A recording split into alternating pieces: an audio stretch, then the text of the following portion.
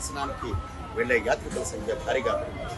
అదే సందర్భంలో అలిపిరి నుంచి అలాగే శ్రీవారి మెట్టు నుంచి యాత్రికులు నడక మార్గంలో వెళ్లే సందర్భంలో అభద్రతా భావానికి లోనవుతున్న పరిస్థితులు తరచూ ఉత్పన్నమవుతున్నాయి. మనుషులకు జంతువులకు మధ్య సంఘర్షణ జరుగుతుంది.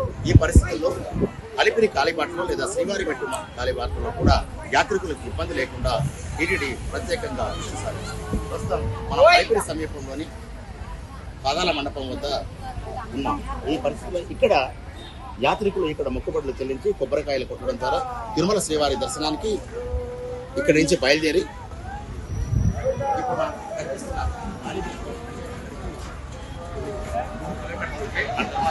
తిరుమలకు 9 కిలోమీటర్లు కాలిబాట మార్గంలోనే ప్రయాణించాల్సి ఉంటుంది.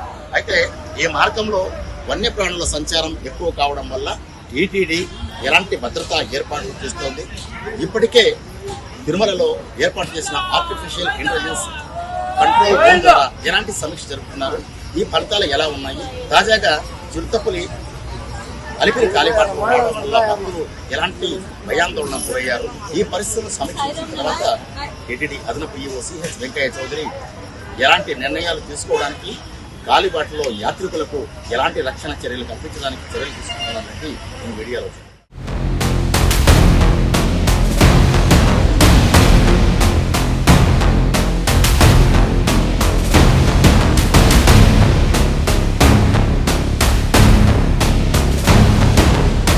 ఒకసారి ఈ వీడియోలో చూడండి. తిరుమల శ్రీవారి దర్శనానికి దేశంలోని అనేక ప్రాంతాల్లో సొంత వాహనాలు, టూరిస్ట్ ట్రావెల్ బస్సుల్లో వచ్చిన యాత్రికులు అలిపిరి భూదేవి కాంప్లెక్స్ సమీపంలోని వందలాది ఎకరాల్లో ఇలా సేదీరుతూ కనిపించారు. ఇది వారాంతంలోనే కాదు, సాధారణ రోజుల్లో కూడా యాత్రికులు భారీగా రావడం వల్ల వాహనాల రద్దీ ఏర్పడుతుంది.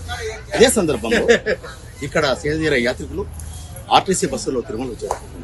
ఇక్కడే వంట వార్పు కార్యక్రమాన్ని నిర్వహించి యాత్రికులు దృశ్యాలు ఇక్కడ మనం చూడవచ్చు.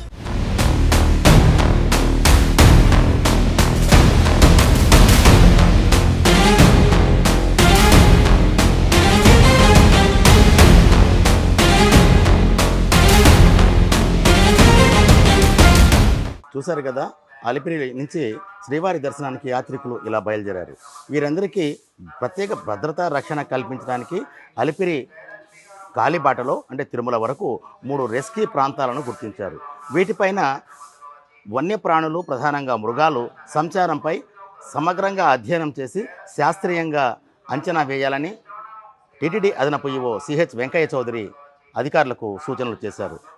ఈ వ్యవహారంలో ఇంజనీరింగ్ విభాగంతో పాటు ఐటీ, టీటీడీ అటవీ శాఖ సిబ్బంది, అధికారులు, మిగతా శాఖలు కూడా సమన్వయంతో పనిచేసి ఈ యాత్రికులకు భద్రత కల్పించాలనేది టీటీడీ అదనపు ఈవో వెంకయ్య చౌదరి సూచన. అదే సందర్భంలో అలిపిరి కాలిబాటలో ఉన్న దుకాణాల వల్ల యాత్రికులకు ఎలాంటి మేలు జరుగుతోంది, లేకుంటే ప్రమాదం ఉందా అనే విషయంలో కూడా సమగ్రంగా అధ్యయనం చేసి ఒక ప్రత్యేక నివేదిక అందించాలనేది టీటీడీ అదనపు ఈవో సూచన.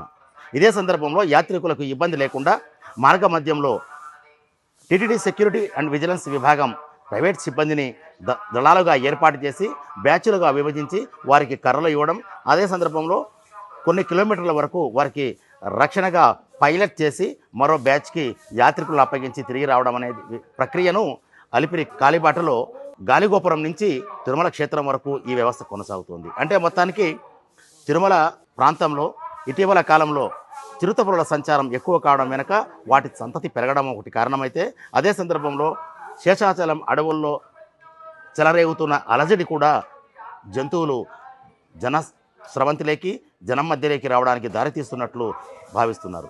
దీనిపైన సమగ్ర అధ్యయనం చేయడానికి కొంత గడువు ఇచ్చిన టీటీడీ అధికారులు యాత్రికులకు శాశ్వత భద్రతా రక్షణ చర్యలు తీసుకోవడానికి ప్రయత్నం చేస్తున్నాయి. ఇది శ్రీవారి దర్శనానికి వెళ్ళే యాత్రికులకు అలిపిరి నుంచి తిరుమల, శ్రీవారి మెట్టు నుంచి తిరుమల వరకు టీటీడీ అధికారులు యాత్రికుల భద్రత కోసం తీసుకుంటున్న చర్యలు. S S V Bhaskar Rao, federal correspondent, Alipiri కాలిబాట నుంచి.